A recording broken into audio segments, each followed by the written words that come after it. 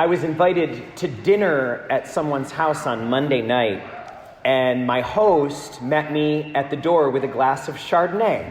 Nice welcome. And we sat down on this porch and had these delicious appetizers.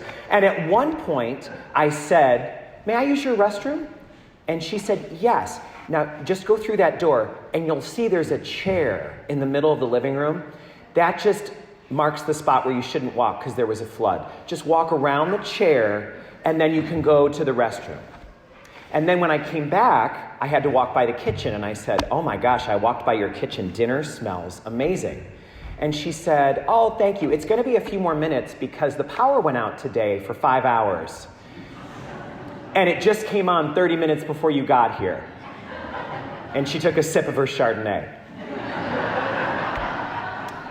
And this was very familiar to me because growing up, we had a beautiful old dog, a little cockapoo named Shalom. And my mom is bracing herself right now, I know. She's like, what is he going to say? What is he going to say? Every time we had people over to our house, our beloved 16-year-old cockapoo, about 5 minutes before they'd ring the doorbell, would pee on the carpet. And my mom would say, "Oh no, get the bucket, you get the rags, come on, they're coming. And the garlic bread was burning. And that was, but when the doorbell rang, "Hi, welcome, Chardonnay."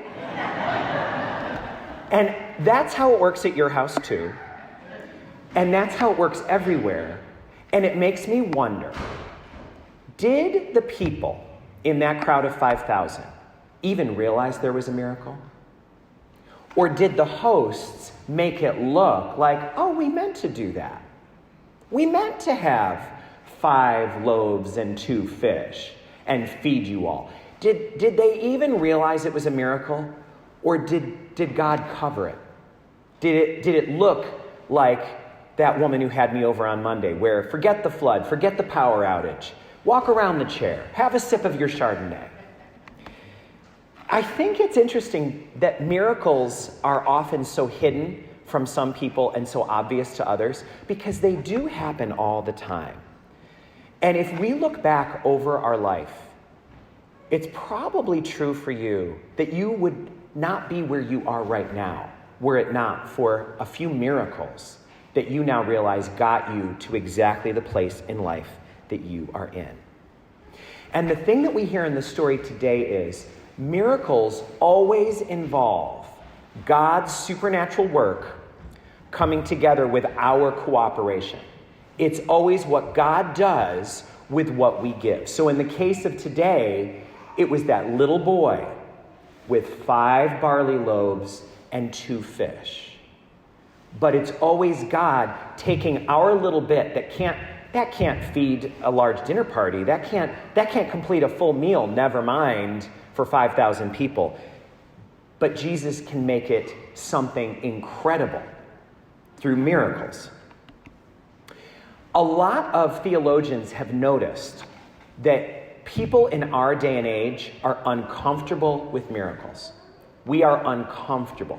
In fact, you'll often hear kids in faith formation say, "How come miracles don't happen today?" They'll read about them in the Bible. "How come miracles don't happen today?"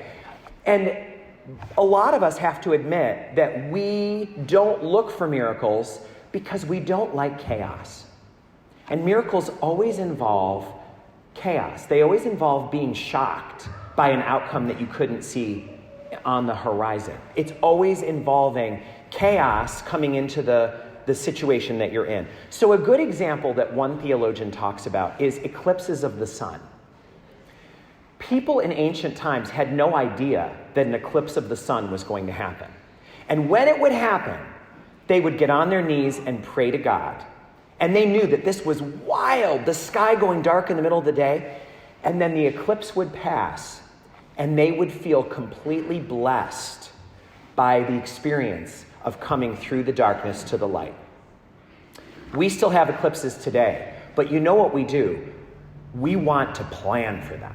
All right, everybody, just so you know, today at 12:07, you'll notice the beginning of an eclipse of the sun. Now, don't look up at that, and it will end by 1:43 and 30 seconds.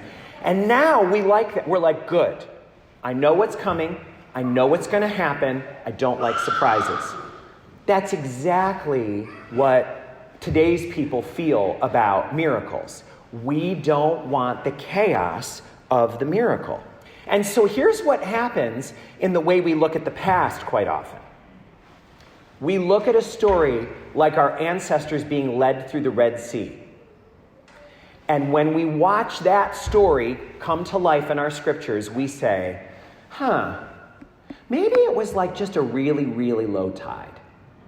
You know, it might have been one of those supermoons. You know how every once in a while there's a supermoon, and so the tide was really low, and then, of course, then the water came back, and it looked like a divine event, but it was, that's a miracle. But see, that's us trying to distance ourselves from the shock of what God can do. And the same thing could be true in this story. There are some commentaries that say something that's valuable and could be true, and that is that everybody who went to see Jesus, if they had children with them, they brought some food. They brought a little baggie of Cheerios. And so they, watching Jesus bless the food, they got generous too, and they started sharing what they had. And so it wasn't so much that it was a multiplication as it was and that is lovely. It's very nice. And it's a good Christian thing to do, but that's not a miracle. We're trying to shield ourselves from believing that God can interrupt the laws of nature out of love. We're protecting ourselves from that. Because that's what a miracle says. A miracle says, every once in a while, without your preparation for it, God may interrupt the laws of nature or science or human life to do something incredibly generous for one person. That can happen for reasons that we won't understand till heaven. Most of the time, when you have a stage 4 cancer diagnosis, you know exactly what that means. But every once in a while, you go in for the next visit and the scans are clear. It has happened right here in this parish. And we like to say, because we don't like chaos, oh, maybe the doctor read the scan wrong. Well, that's good. Okay, so it was a doctor error. No, that's God interrupting the laws of science and medicine for you. Most of the time, we can predict perfectly the arc that the sun will take in the sky. But every once in a while, a bunch of people praying together will notice the sun swirl and move in circles and then dart around the sky. And they all say to each other, did you see that? But everybody else says to them, well, you probably, you were out in the sun for a while. You probably had, maybe low blood pressure, and that's what you saw. And so this is what we're always encountering, is our fear of the chaos of a miracle, where God bends the laws for us. We think that if we can't understand it, it can't be true. But let's talk about the kind of miracle that all of us have had. Anytime God forgives us for something that we have done that was real ugly, or even something we did that was minor, anytime God forgives us for breaking one of the commandments, God is bending the rules for us. Forgiveness is, here's what you did, and here's the consequence. But for this time, forget it. You can go. That is why forgiveness is always a miracle. When we forgive someone else, you know that's a miracle. Because if you've ever tried to forgive and tried to forgive and tried to forgive, and you don't know how to do it, and then you felt maybe one time in your life a really bitter grudge or some resentment that was really hard to deal with, all of a sudden you were able to manage it, you know that's a miracle.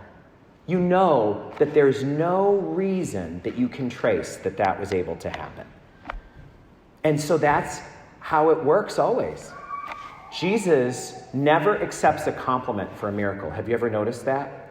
Whenever someone says, oh my gosh, I can walk, he always says, what does he say? Your faith healed you. Because he's recognizing, listen, I've got all the power in the world, but you brought me your 5 barley loaves and your 2 fish. You brought me what you had to give. And so you made it easy for me. You make me look good, says Jesus. You made me look good, thanks. because your faith made this possible. So this week, we're being asked to look back over our life and see if we can name one of the miracles that we've experienced. Did you ever have a miracle at the radiologist? Have you ever had a miracle involving the conception of a child or the birth of a child? Have you ever had a miracle at the time of someone's death? Have you ever had a miracle with your checkbook or a miracle with a biopsy? Have you ever had that experience? Can you name it as part of our work for the first week of this retreat on the Eucharist? It's important that we think about miracles because there's only one miracle that we can set our watch for. 9:30 on Sundays. You know that there's going to be a miracle right here. And it brings chaos into the world because it looks and tastes like bread and wine. What do you mean? Isn't this just a symbol? Isn't this just a way of understanding our community? Isn't this just a nice way to connect with God like a poem? And that's us distancing ourselves. Oh, it can't be what it appears to be in my heart, because that would be like God splitting the Red Sea in two. That would be like someone getting off their mat and walking. That would be like feeding 5,000 people with 5 loaves of bread and 2 fish. Are you prepared for what God is about to do right here, right now?